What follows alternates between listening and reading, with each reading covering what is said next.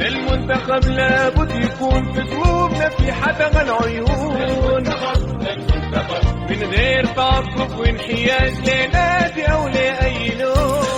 هي جرعة أمل أو قل جرعة ماء بعد ظمأ طويل عن الأفراح بالانتصارات الرياضية، حينما يلعب المنتخب الوطني الأول الذي سطر فوزا على مقاسات الأمل بالتواجد في نسخة كوت ديفوار يناير 2024. 6 نقاط لصقور الجديان خلف المتصدر الفهود الجابونية بفارق نقطة واحدة. المجموعة التاسعة في التصفيات الإفريقية المؤهل للعرس الإفريقي تضم أيضا موريتانيا والكونغو في صراع الترشح. المغربي بادو زاكي عليه أن يعد العدة من أجل مواجهة الجولة الخامسة ضد الكونغو في مواجهة مهمة ومعقدة وربما كانت حاسمة، خاصة أن موريتانيا يستضيف الكونغو مساء اليوم الثلاثاء.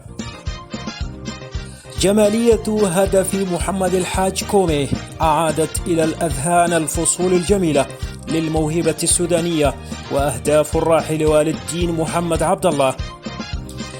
وللمرة الثانية على التوالي يسعى منتخب صقور الجديان للتواجد في الكان في نسخة تشهد مشاركة 24 منتخبا تتنافس على الأراضي الإيفوارية من أجل خض ود الأميرة السمراء.